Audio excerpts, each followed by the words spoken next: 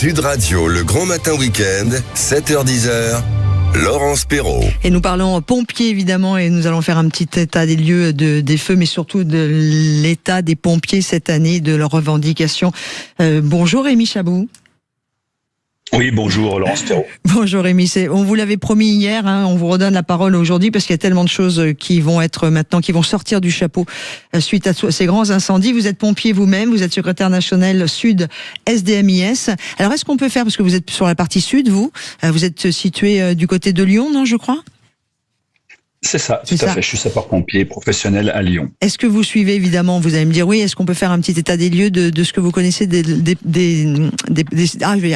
incendies aujourd'hui à 9h30 ? Oui, écoutez, mieux qu'un long discours, si vous me permettez, je vais vous lire un message que j'ai reçu hier, que je trouve... il y a 4 lignes, rassurez-vous, Laurence Perrault, je vais faire très rapide. C'est un message que j'ai reçu de mes collègues et il est éloquent. Voilà.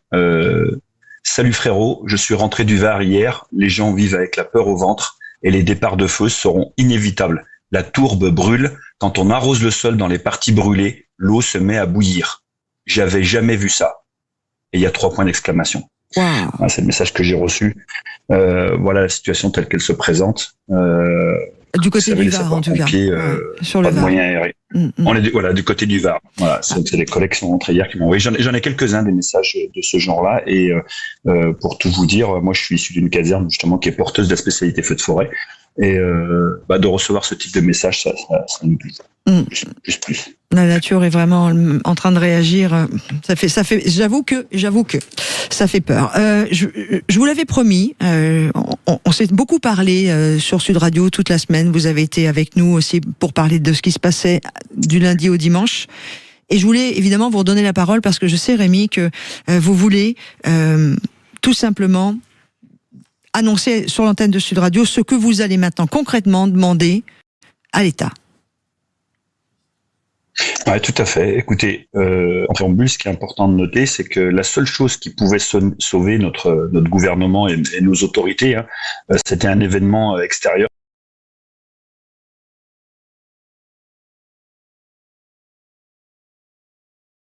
De retomber, c'est ce que nous appréhendions avec, souvenez-vous, je vous avais dit, oui. les flagorneurs d'aujourd'hui seront les amnésiques de demain. Voilà. Nous y sommes. On va sombrer à nouveau dans l'indifférence et l'oubli jusqu'au prochain drame et peut-être même jusqu'à l'année prochaine, jusqu'à ce que ça redémarre. C'est une réalité, on le voit bien avec l'actualité en Russie, ce qui vient de se passer.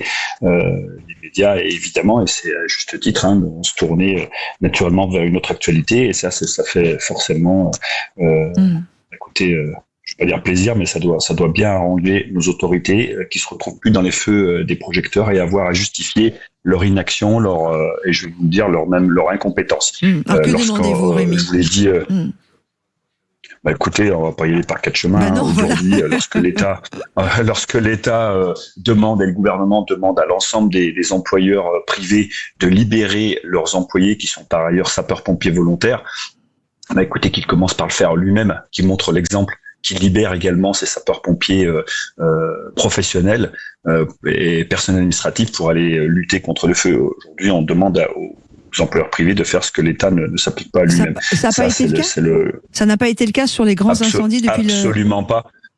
Absolument pas. Il y a eu un énorme recadrage vendredi dernier, avant-hier, par le directeur général de la sécurité civile, Julien Marion, auprès de l'ensemble des directeurs, la centaine de directeurs départementaux de services incendie et secours de France, pour leur dire de libérer leur personnel au même titre que ce qu'on exige, en tout cas qu'on demande aux employeurs privés.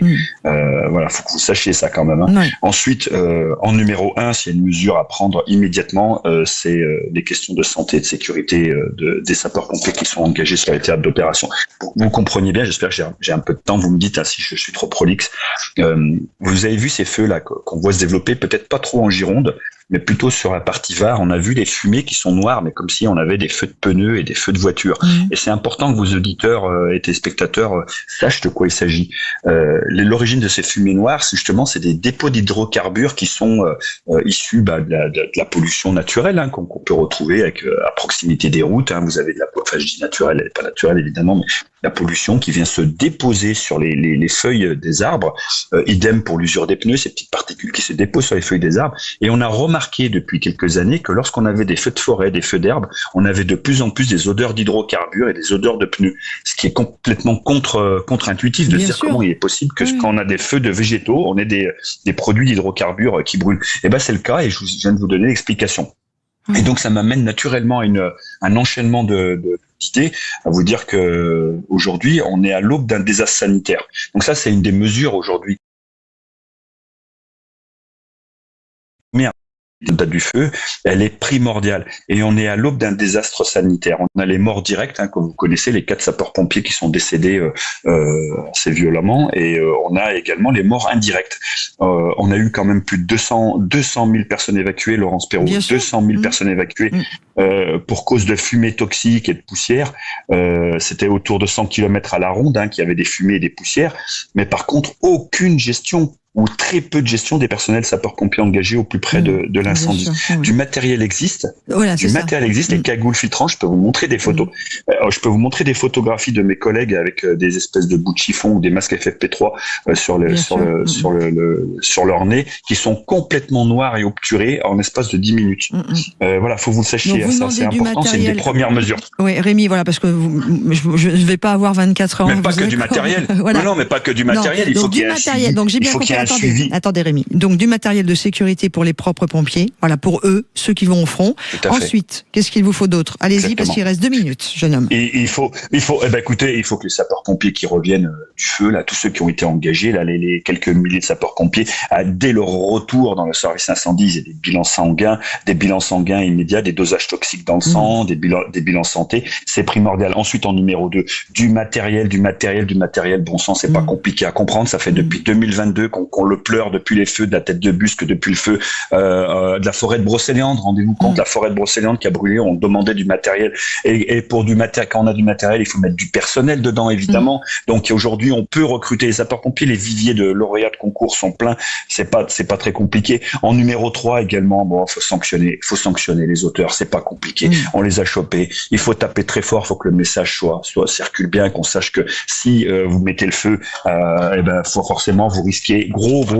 C'est une évidence. Et puis ensuite, très sincèrement, si en septembre, leur seule réponse est de nous envoyer des médailles, parce qu'ils vont créer encore une médaille, vous verrez, ils l'ont fait la dernière fois à la Tête de Busque, ils avaient créé une médaille spécifique qu'ils avaient distribuée. On s'en fout de leur médaille. On veut du personnel dans les casernes pour pouvoir assurer le risque au courant, ce qu'on fait tout au long de l'année, 365 jours dans l'année, et on veut du matériel. C'est pas compliqué, et également de quoi travailler en toute sécurité et en protégeant notre santé. J'ai essayé de faire le plus rapide, j'ai tellement de choses à vous dire, Laurence Perrault, mais voilà. Dites Laurence, ce sera plus simple. Et moi je rajouterais... On a une lettre...